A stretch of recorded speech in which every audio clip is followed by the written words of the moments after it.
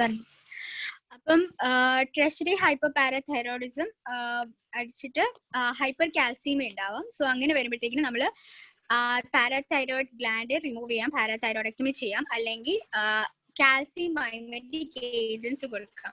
ഈ calcium മൈമെറ്റിക് agents എന്ന് പറയുമ്പോഴത്തേക്കിനും ഇതെന്താണെന്ന് വെച്ച് കഴിഞ്ഞാല് ഇവര് കാൽഷ്യത്തിന് പോലെ പോയിട്ട് പാരാതൈറോയിഡ് ഹോർമോണിന്റെ റിസപ്റ്റേഴ്സിൽ പോയിട്ട്, കാൽഷ്യം റിസപ്റ്റേഴ്സിൽ പോയിട്ട് അവിടെ ബൈൻഡ് ചെയ്യും. അവർ കാൽഷ്യം ആണെന്ന് പറഞ്ഞ് മിമിക് ചെയ്ത് ബൈൻഡ് ചെയ്തിരിക്കും. അപ്പം പാരാതൈറോയിഡ് ഹോർമോൺ വിചാരിക്കും ആ ബോഡിയിൽ കാൽഷ്യം ഉണ്ടെന്ന്. അപ്പം അവര് ഹോർമോൺ സെക്രീറ്റ് ചെയ്യത്തില്ല. അങ്ങനെ ഒരു സംഭവമാണ് കാൽസ്യം മൈമെറ്റിക് ഏജൻസ് എന്ന് പറയുന്നത്. പിന്നെയുള്ള അടുത്ത കോംപ്ലിക്കേഷൻ ആണ് അനീമിയ. അപ്പം അനീമിയ എന്ന് പറയുമ്പോഴത്തേക്കിനും ഇതിന്റെ കോസസ് എന്തൊക്കെയാണെന്ന് വെച്ചാൽ, ഒന്നെങ്കിൽ എരിത്രോപോയിറ്റിൻ ഡെഫിഷ്യൻസി കാരണമാവാം, അല്ലെങ്കിൽ യുറേമിയയുടെ ടോക്സിസിറ്റി കൂടിയിട്ട് ബോൺ മാരോയില് ഇത് RBCs ഉണ്ടാവാത്തതാവാം, അല്ലെങ്കിൽ എന്താണ് RBCസിന്റെ സർവൈവൽ കുറയുന്നതാവാം, ഈ പേഷ്യന്റ് ഡയാലിസിസ് ഒക്കെ ചെയ്യുമ്പോഴത്തേക്കിനും ലൈസിസ് ആയി പോകുന്നതാവാം, ബ്ലഡ് ലോസ്, കാപ്പിലറീസ് ഒക്കെ ഫ്രജൈൽ ആയത് കാരണം ബ്ലഡ് ലോസ് നടക്കാം, അല്ലെങ്കിൽ പ്ലേറ്റ്ലെറ്റ് ഫംഗ്ഷൻ പോർ ആവാം, അല്ലെങ്കിൽ ഡയറ്ററി അയൺ ഇൻടേക്ക്, ഒന്നെങ്കിൽ അതിന്റെ ഇൻടേക്ക് കുറയുന്നതാവാം, അബ്സോർപ്ഷൻ കുറയുന്നതാവാം, അല്ലെങ്കിൽ യൂട്ടിലൈസേഷൻ കുറയുന്നതാവാം. അപ്പൊ ഇങ്ങനത്തെ ഒരു കുറെ കാര്യങ്ങൾ ചേരുമ്പോഴത്തേക്കിനും ആ പേഷ്യന്റിന് അനീമിയ ഉണ്ടാവാം. അങ്ങനെ അനീമിയ ഉണ്ടാവുമ്പോൾ നമുക്കറിയാം എന്താണ് അനീമിയക്ക് ട്രീറ്റ് ചെയ്യുക. അയൺ സപ്ലിമെന്റ്സ് കൊടുക്കുക. പിന്നെ നമ്മൾ ഓൾറെഡി പറഞ്ഞു അതിന്റെ റീനൽ കോസ് ആണോ അതോ എക്സ്ട്രാ റീനൽ കോസ് കാരണമാണോ എന്നുള്ളത് അറിയാം. ഇപ്പം അയണിന്റെ ട്രീറ്റ്മെന്റ് അയൺ സപ്ലിമെന്റ്സ് കൊടുക്കുക. പിന്നെ റീകോംബിനന്റ് ആയിട്ടുള്ള എരിത്രോപോയിറ്റിൻ നമുക്ക് വേണമെങ്കിൽ കൊടുക്കാം. അത് എന്തായാലും നമുക്ക് അയൺ ഒരു അല്ലെങ്കിൽ ഹീമോഗ്ലോബിൻ ലെവൽ ഒരു 100 to 120 gram per ലിറ്ററിന്റെ ടാർഗറ്റിൽ തന്നെ വെക്കണം. കാരണം ഇത് കൂടിയാലും നമുക്ക് പ്രശ്നമാണ്. ഹീം കൂടിയാലും നമുക്ക് പ്രശ്നമാണ്. കാരണം അത് ഹൈപ്പർ ടെൻഷനും ത്രോംബോസിസ് ഫോർമേഷനും ഒക്കെ കാരണമാവാം. അടുത്ത കോംപ്ലിക്കേഷൻ എന്ന് പറയുന്നത് കാർഡിയോവസ്കുലർ ഡിസീസസ് ആണ്. കാർഡിയോവസ്കുലർ ഡിസീസ് എന്ന് പറയുമ്പോൾ ആത്രോസ്ക്ലീറോസിസും ഹൈപ്പർ ടെൻഷനും ഹൈപ്പർ ലിപ്പിഡീമിയയും ഡയബറ്റീസും ഒക്കെ നമുക്ക് ഈ ഒരു CKDനെ ഭയങ്കര അഗ്രസീവ് ആയിട്ടുള്ള ഒരു റിസ്ക് ഫാക്ടർ ആണ്. അപ്പം ഈ കണ്ടീഷൻസ് ഒക്കെ ഉണ്ടെങ്കിൽ CKD വളരെ അഗ്രസീവ് ആയിട്ട് ഡാമേജ് നടക്കും. അപ്പം അതിന് വേണ്ടിയിട്ട് നമുക്ക് ട്രീറ്റ് ചെയ്യാൻ പറയുന്നത് life style modifications, regular exercise, weight loss, smoking cessation, പിന്നെ ലിപ്പിഡ് ലോവറിംഗ് ഡ്രഗ്സ് ഒക്കെ എടുത്തിട്ട് ഈ ഒരു റിസ്ക് ഫാക്ടറിനെ നമുക്ക് കുറച്ച് കൊണ്ടുവരിക എന്നുള്ളതാണ്. അപ്പം ഇത്രയാണ് കോംപ്ലിക്കേഷൻ അടക്കമുള്ള ഫുൾ ട്രീറ്റ്മെന്റ് എന്ന് പറയുന്നത്. പിന്നെ ഏറ്റവും ലാസ്റ്റ് ഉള്ളതെന്ന് പറയുന്നത് റീനൽ റീപ്ലേസ്മെന്റ് തെറാപ്പിയാണ്. റീനൽ റീപ്ലേസ്മെന്റ് തെറാപ്പി എന്ന് പറയുന്നത് കിഡ്നിയുടെ ഫംഗ്ഷൻ വേറെ ആരെങ്കിലും റീപ്ലേസ് ചെയ്യുന്നു. അത് ഇല്ലടാ പേപ്പർ ഇല്ല നോക്കണ്ട. അപ്പം അതെന്ന് പറയുന്നത് എന്താ ആരാട്ടി നമ്മള് ഈ ഡയാലിസിസ് ചെയ്യുന്നത്, പെരിറ്റോണിയൽ ഡയാലിസിസ്, അങ്ങനെ ഡയാലിസിസ് വഴിയാണ് ചെയ്യുന്നത്. അപ്പം ഏറ്റവും ഫൈനൽ ആയിട്ടുള്ള ഒരു ട്രീറ്റ്മെന്റ് എന്ന് പറയുന്നത് നമ്മുടെ റീനൽ ട്രാൻസ്പ്ലാന്റേഷൻ ആണ്. കിഡ്നി ട്രാൻസ്പ്ലാന്റ് ചെയ്യുന്നത്. അപ്പൊ ഇത്രയുമാണ് ക്രോണിക് കിഡ്നി ഡിസീസിന്റെ ട്രീറ്റ്മെന്റ്. ഞാൻ ഒന്നുകൂടെ പറയട്ടെ.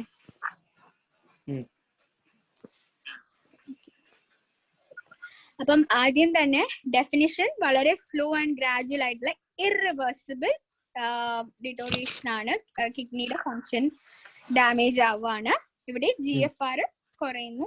അങ്ങനെയാണ് നമ്മൾ ഒരു ലോങ് ടേം ഡ്യൂറേഷനിൽ GFR ഇങ്ങനെ കുറയുന്നു ആൻഡ് കിഡ്നി ഡാമേജ് വളരെ സ്ലോലി ആയിട്ട് ഇറിവേഴ്സിബിളി നടക്കുന്നു. കോസസ് എന്ന് പറയുമ്പോഴത്തേക്കും diabetes mellitus, interstitial diseases, glomerular diseases, hyper tension, systemic inflammatory disease, renovascular ഡിസീസും കഞ്ചനൈറ്റൽ ഇൻഹെറിറ്റഡ് ഡിസീസ്, പോളിസിസ്റ്റിക് കിഡ്നീസും എന്താ പറയുക ആൽപോർട്ട് സിൻഡ്രോം പോലെയുള്ള കണ്ടീഷൻസ്. പിന്നെ നമ്മൾ സ്റ്റേജസ് പറഞ്ഞു, 5 സ്റ്റേജുകളാണുള്ളത്. ആദ്യത്തെ 2 സ്റ്റേജും അസിംറ്റമാറ്റിക് ആണ്. ആദ്യത്തെ സ്റ്റേജിൽ GFRന് കുറവൊന്നുമില്ല, കിഡ്നി ഡാമേജ് ഉണ്ടെങ്കിലും. രണ്ടാമത്തെ സ്റ്റേജ് വരുമ്പോഴാണ് GFR കുറഞ്ഞു വരുന്നത്. Third stage mild to moderate and moderate to സിവിയറിലോട്ട് പോകുമ്പോഴത്തേക്കും പേഷ്യന്റ് സിംറ്റമാറ്റിക് ആയിട്ട് തുടങ്ങുന്നുണ്ട്. അനീമിയ ഒക്കെയാണ് പേഷ്യന്റ് കാണിക്കുന്നത് ഫീച്ചേഴ്സ് ആയിട്ടുള്ളത്. പിന്നെ GFR വീണ്ടും താഴോട്ട് സ്റ്റേജ് 4ലോട്ട് എത്തുമ്പോൾ പേഷ്യന്റ് സിവിയർ CKD ആവും. സോ അതെന്ന് പറയുന്നത് ഒരു 15 to 30 ആ ഒരു റേഞ്ച് വെക്കാം. ബിലോ 30 ആകുമ്പോൾ പേഷ്യന്റ് വളരെ സിംറ്റമാറ്റിക് ആവുന്നു, ജനറലൈസ്ഡ് സിംറ്റംസ് കാണിക്കാൻ തുടങ്ങും. So below 30 that is 15 to 29 ml/minute GFR കുറയുമ്പോഴത്തേക്കിനും സിവിയർ CKD ആവുന്നു, പേഷ്യന്റ് സിംറ്റമാറ്റിക് ആവുന്നു. പിന്നെ 5th സ്റ്റേജ് എന്ന് പറയുന്നത് റീനൽ ഫെയിലിയർ അല്ലെങ്കിൽ കിഡ്നി ഫെയിലിയറിലോട്ട് പോവാണ്. സോ അവിടെ കോംപ്ലിക്കേഷൻസിലോട്ട് പേഷ്യന്റ് ലീഡ് ചെയ്യും. ഇനി അത് കഴിഞ്ഞിട്ട് ക്ലിനിക്കൽ ഫീച്ചേഴ്സ് എന്ന് പറയുമ്പോൾ ഏറ്റവും കൂടുതൽ ഓർക്കേണ്ടത് റേസ്ഡ് ആയിട്ടുള്ള urea and creatinine level with hyper tension.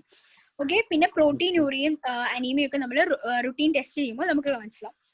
പിന്നെ ബിലോ 30 ലെവലിലോട്ട് GFR പോവാണ് ജനറൽ ആയിട്ടുള്ള സിംറ്റംസ് കാണിക്കാൻ പേഷ്യന്റ് തുടങ്ങും. Early nocturia, tiredness, 125.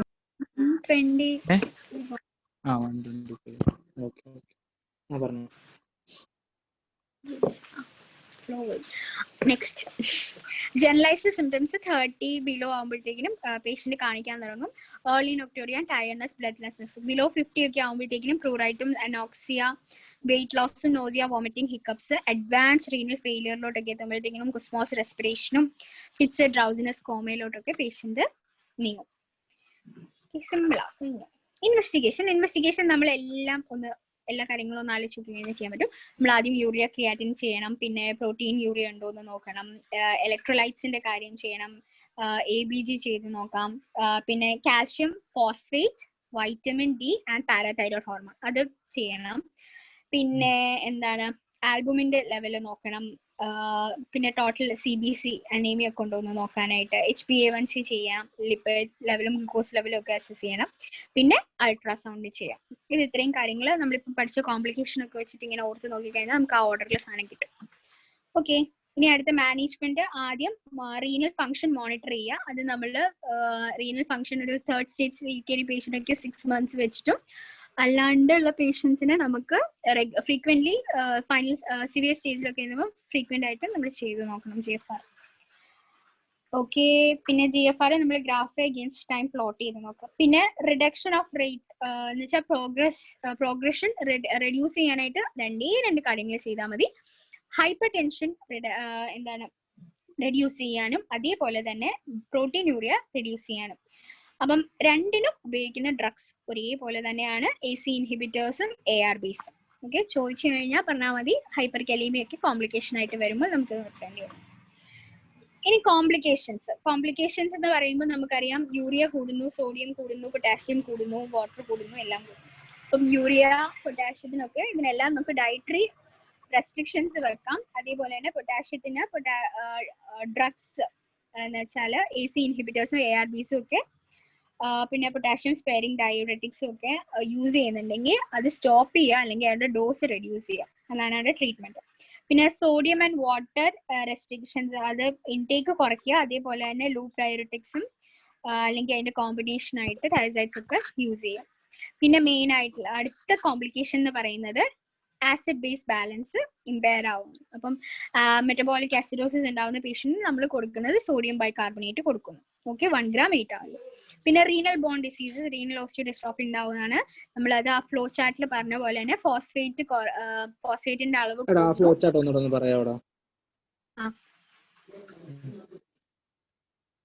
ഓക്കെ. ഇവിടെ റീനൽ ഇമ്പയർമെന്റ് ഉണ്ടാവാണ്. അപ്പൊ കിഡ്നിയുടെ ജോലി എന്താണ്? നമ്മുടെ ബോഡിയിൽ നിന്നും ഫോസ്ഫേറ്റിനെ എക്സ്ക്രീറ്റ് ചെയ്ത് കളയാന്നുള്ളതാണ്. പക്ഷെ റീനൽ ഇമ്പയർമെന്റ് കാരണം ഫോസ്ഫേറ്റ് പുറത്തു പോകുന്നില്ല. അങ്ങനെ പ്ലാസ്മയിൽ ഫോസ്ഫേറ്റിന്റെ അളവ് വളരെയായിട്ട് കൂടുന്നു. ഓക്കെ, ഇത് ഫോസ്ഫേറ്റിന്റെ പ്രസൻസ് കാരണം ഈ ഫൈബ്രോബ്ലാസ്റ്റ് ഗ്രോത്ത് ഫാക്ടർ ഹോർമോൺ ഉണ്ടല്ലോ, ഈ ഹോർമോണിന്റെ അളവ് കൂടും. അത് ഇവിടെ കാണിച്ചിട്ടുണ്ട്. അപ്പം ഈ ഹോർമോണിന്റെ അളവ് കൂടിയിട്ട് ഈ ഹോർമോൺ പോയിട്ട് പാരാതൈറോയ്ഡ് ഗ്ലാൻഡിൽ സ്റ്റിമുലേറ്റ് ചെയ്യും. അങ്ങനെ അവിടെ ഗ്ലാൻഡ് ഹൈപ്പർപ്ലേസി ഉണ്ടാവും. ഓക്കെ, അത് എന്നിട്ട് പാരാതൈറോയ്ഡ് ഹോർമോണിനെ സെക്രീറ്റ് ചെയ്യും. അതേപോലെ തന്നെ കിഡ്നിയിൽ നടക്കുന്ന മറ്റൊരു ഫംഗ്ഷൻ ആണ് ഈ വൈറ്റമിൻ ഡിനെ ആക്ടിവേറ്റഡ് ഫോമിലോട്ട് ആക്കുക എന്നുള്ളത്. ഓക്കെ, അതാണ് 125 ഡൈഹൈഡ്രോക്സി വൈറ്റമിൻ ഡി എന്ന് പറയുന്നത്. അപ്പം ഈ സാധനം കൺവേർഷൻ നടക്കാത്തത് കാരണം, വൈറ്റമിൻ ഡി ഇല്ലാത്തത് കാരണം കാൽഷ്യത്തിന്റെ അബ്സോർപ്ഷൻ കുറയുന്നു. ഓക്കെ, കാൽഷ്യത്തിന്റെ അബ്സോർപ്ഷൻ കുറയുമ്പോൾ നമുക്ക് പ്ലാസ്മയിലും കാൽഷ്യത്തിന്റെ അളവ് കുറയാണ്. ഓക്കെ, അങ്ങനെ പ്ലാസ്മയിൽ കുറയുമ്പോഴത്തേക്കിനും നമ്മളുടെ കാൽഷ്യം കൺട്രോൾ ചെയ്യുന്ന ആരാണ്? പാരാതൈറോയ്ഡ് ഹോർമോൺ ആണ്. അപ്പം ആ ആള് പ്ലാസ്മയിൽ കാൽഷ്യം ഇല്ല എന്ന് പറഞ്ഞിട്ട് പാരാതൈറോയ്ഡ് ഗ്ലാൻഡ് വീണ്ടും പാരാതൈറോയ്ഡ് ഹോർമോണിനെ സെക്രീറ്റ് ചെയ്യും. ഓക്കെ, അങ്ങനെ ഒരുപാട് പാരാതൈറോയ്ഡ് ഹോർമോൺ ഉണ്ടാവുകയാണ്. ഓക്കെ, പറഞ്ഞോ. അങ്ങനെ ഒരുപാട് പാരാതൈറോയ്ഡ് ഹോർമോൺ ഉണ്ടാവുമ്പോഴത്തേക്കിനും ബോൺസിൽ എന്താണ് റിസോർപ്ഷൻ കൂടും. അപ്പം ബോൺസിൽ നിന്നും കാൽഷ്യം എന്താണ് പ്ലാസ്മയിൽ കുറവായിട്ട് ബോൺസിൽ നിന്നും കാൽഷ്യത്തിനെ പ്ലാസ്മയിലോട്ട് കൊണ്ടുവരാൻ നോക്കും. അങ്ങനെ ബോൺസിൽ മിനറലൈസേഷൻ ഒക്കെ കുറയും. ഇനി കാൽസ്യം എന്ത് ചെയ്യുന്നു, പ്ലാസ്മയിലെത്തി കാൽഷ്യം ഉള്ള ഫോസ്ഫേറ്റും കൂടെ ചേർന്നിട്ട് അവിടെ ഡിപ്പോസിറ്റ് ആവും.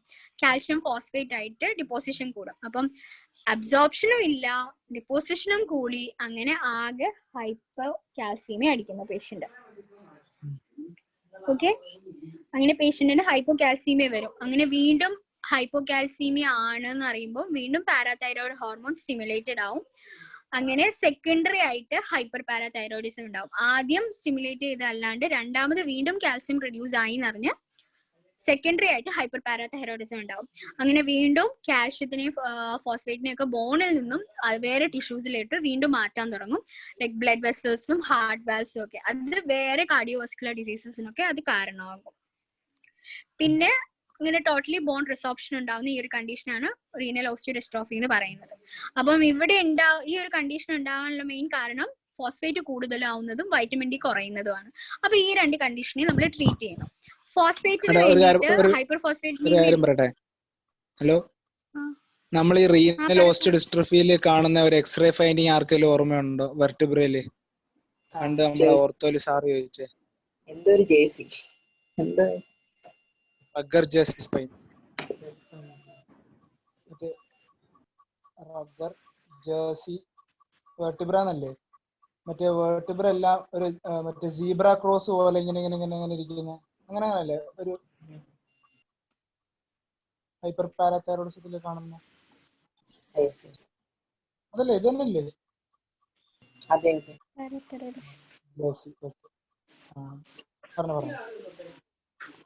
ഓക്കെ. അപ്പൊ നമ്മൾ ഹൈപ്പർ ഫോസ്ഫേറ്റിനീമിയ ഉണ്ടായി, അതിനെ നമ്മൾ ഡയറ്ററി റെസ്ട്രിക്ഷൻസ് വഴി കൺട്രോൾ ചെയ്യാൻ നോക്കും. ഹൈ ഫോസ്ഫേറ്റ് ഉള്ള ഫുഡൊക്കെ കൺട്രോൾ ചെയ്യാൻ, മിൽക്ക്, എഗ്, ചീസ് ഒക്കെ. പിന്നെ ഫോസ്ഫേറ്റ് ബൈൻഡിങ് ഡ്രഗ്സ് ആണ് അലൂമിനിയം ഹൈഡ്രോക്സൈഡും കാൽഷ്യം കാർബണേറ്റും ഒക്കെ ഉപയോഗിച്ചിട്ട്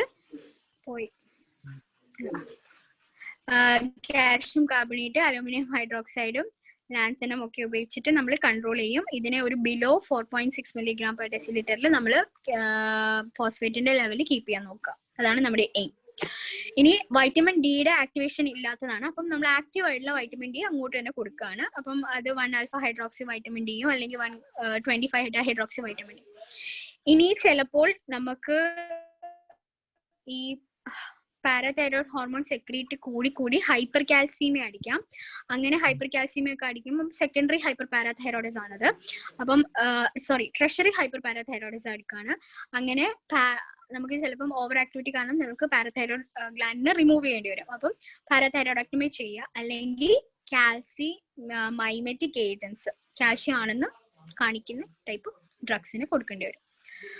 സോ നെക്സ്റ്റ് നമ്മൾ ചെയ്യേണ്ടത് അനീമിയ ആണ് അടുത്ത കോംപ്ലിക്കേഷൻ. അനീമിയ എന്ന് പറയുമ്പോഴത്തേക്കിനും അതിന്റെ കോസസ് എരിത്രോപോയിറ്റിൻ കുറയുക, ടോക്സിസിറ്റി അല്ലെങ്കിൽ റെഡ് സെൽസിന്റെ സർവൈവൽ കുറയുക, ബ്ലഡ് ലോസ് ഉണ്ടാവുക, അങ്ങനെ അല്ലെങ്കിൽ അയണിന്റെ ഇൻടേക്ക് കുറയുക, അബ്സോർപ്ഷൻ കുറയുക, അല്ലെങ്കിൽ യൂട്ടിലൈസേഷൻ കുറയുക, ഇൻടേക്ക് കുറയുക, അങ്ങനെ എന്തെങ്കിലും കാരണത്താൽ.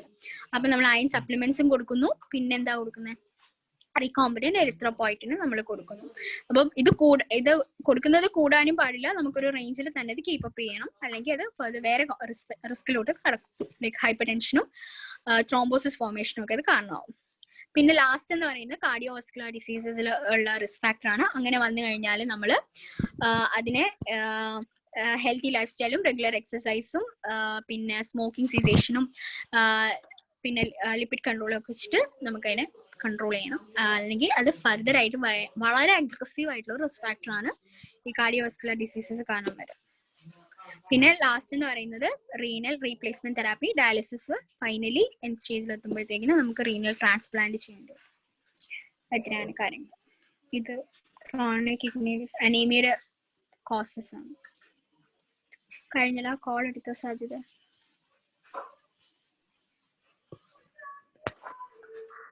Okay, tata. Thank you. Bye. Thank you.